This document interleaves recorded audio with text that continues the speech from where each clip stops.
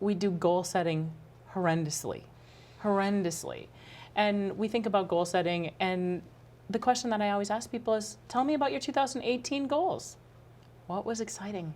What made you want to jump out of bed and run to work and get started? Do they have an answer usually?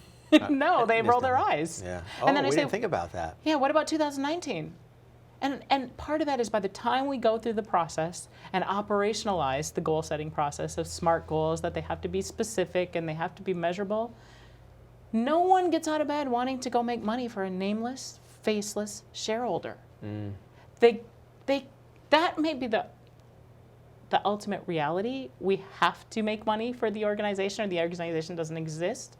But there's some sub-goals that can get put into place that we can get excited about, but we don't do that.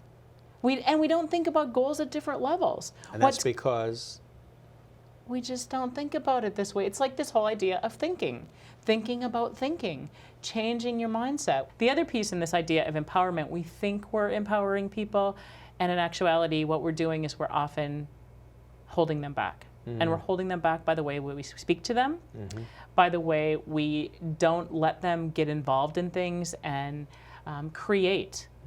People love to create. Right. There's really an importance of what's my autonomy in this and what's my collectiveness in this. In other words, how can I work on something that I contribute to and I own, and how do I then pass that off to you so we then do this together as well.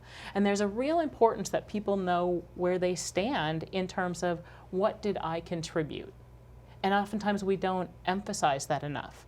How do we think about our people differently, especially those frustrating ones? Because very instantly, the frustrating ones go to the negative. When if you want to see behavioral change from those people, you have to go to the positive and the forward-looking. And that's how you'll see that. And you have to incorporate them.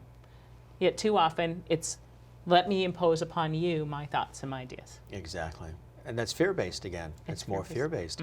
When the person's fearful, again, they're not going to be as productive. They're always going to be worried, and they might even look to leave because they just don't feel valued and appreciated. And so the fun part to that is it becomes this real deafening silence. Yeah. And it's almost like the resonating in your ears of noise, and people realize, oh, that sounded so easy, and it seemed like such a good idea.